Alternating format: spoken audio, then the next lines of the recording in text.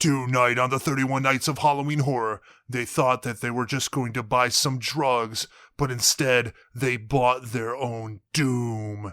David Hess stars in Wes Craven's The Last House on the Left.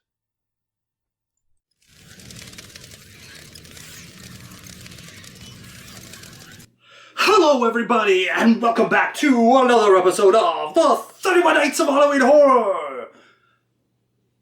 Do I have to say it? I have to say it? Okay. I'm your Baby Circus. Episode number 9. Coming off of last night's excellent, Perfect Blue. What a great movie. It definitely deserves that word perfect in its title. And now we are going to go back to America, back to live action, and back to the 70s, to one of the exploitation era's most notorious films, or one of them anyways, and that is Wes Craven's The Last House on the Left. Yes, The Last House on the Left. So what is The Last House on the Left about? Well, it's about a woman named Mary who is gonna be celebrating her birthday, and she is gonna go to New York to watch a band, I forgot what it is called, Bloodlust, or whatever, with her best friend who, the parents, at least the mom, thinks is a bad influence on her anyways. So they're gonna go to New York, watch this concert, and while they're in New York, of course, they want to score some grass, some weed, some wacky tobacco, and of course, they find some guy, and they say, hey, you know what, we want you selling, and the guy's first like, no, and then he's like, wait, no, come with me, I can score you some great Brazilian stuff. And it just so happens that he is part of a group of people wanted for a lot of crimes, including murder, molestation, rape, all kinds of heinous stuff. Actually, there's like two escaped convicts, an animal-like woman as their getaway driver, and of course one of the convicts' son, who is hooked on drugs by his father so his father can control him. Yes, it's a wonderful family dynamic. Anyways, so of course they get captured and they do all kinds of horrible, rapey things to them, leave the city, and just happens to break down right in front of Mary's house. But they take them to the woods, have even more rapey stuff happening, and then kill the girls. And then, because, well, they broke down, they decide to go to Mary's family's house. They didn't know it was Mary's house, but whatever, and pretend that they, are business people. They were just traveling and they just broke down, and so they could stay the night. Of course, the parents find out that Mary is dead. They find her body near the lake. They find the bloody clothes in the guy's suitcase, and they then decide to take revenge. Sweet, sweet revenge upon the perpetrators. So, let's get to those scores, shall we? Violence and gore, I'm giving it a 3 out of 5. Not because it's overly graphic, the violence, but it is alluding to brutality. There is a bunch of it. And, when you come to, like, psychological and sexual violence, it definitely has a more unsettling impact, and therefore warrants higher scores in this category. Also, just the ideas of what was going on, especially the house traps set by the father, are really fiendishly awesome. So, anyways, 3 out of 5. Shock value, honestly, all the shock is in the degradation that goes on to these two young women.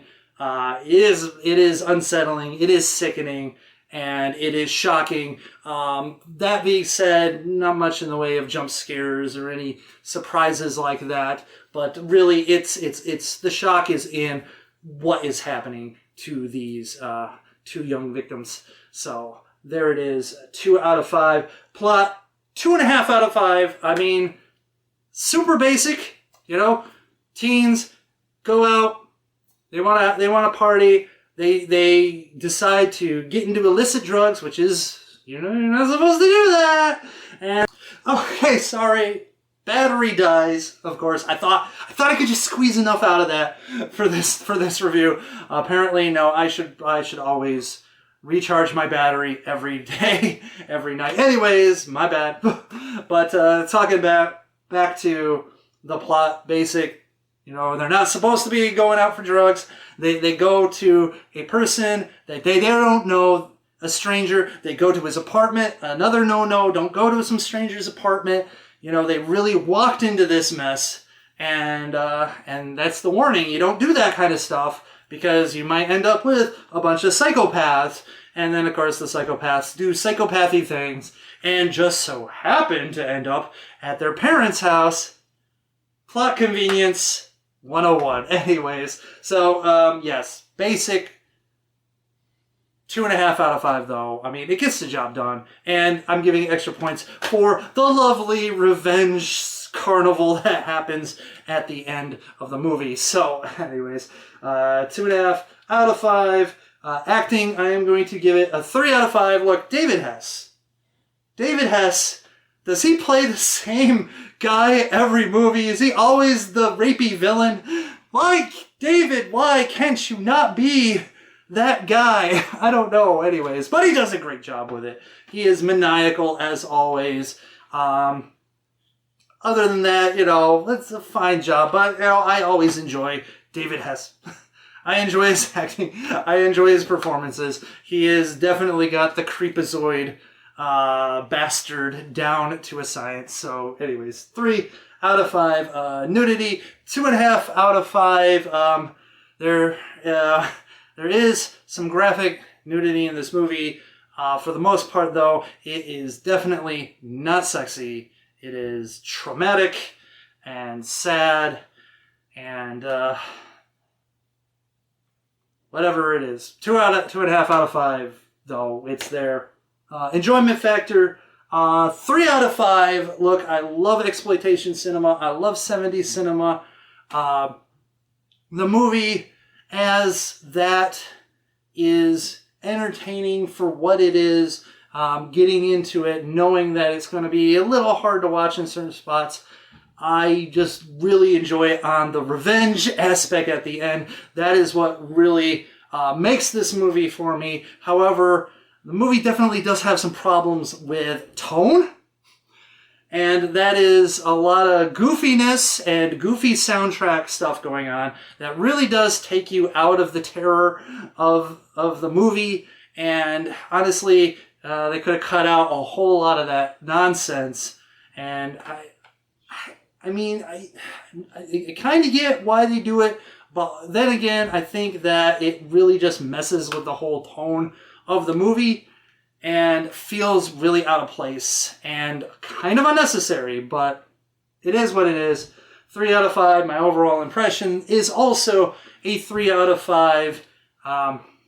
It is definitely an unsettling work that does its job of shocking you and your system in the sense of like the brutality of the situation. And the depravity of these criminals and the comeuppance that the parents justly dish out upon them. Anyway, so that all averages out to a 2.7 out of 5. The Last House on the Left, the original, the sick and depraved, one might say. Anyways, so there you have it. The Last House on the Left. What did you think? Do you agree with me? Do you disagree with me? Leave a comment in the comment section. Leave a like, share, subscribe, notification, all that stuff. And I thank you once again for joining me on another episode of the 31 Nights of Halloween Horror. I am Zankoku, and I have to say this: stay sexy and scary, internet. And honestly, only buy your drugs from well-established, known sources. Don't be hitting up strangers, and don't be going to strangers' apartment buildings, especially when there are escaped lunatics out on the road. It's just not going to end happily. It's not. Nope. No, it's not.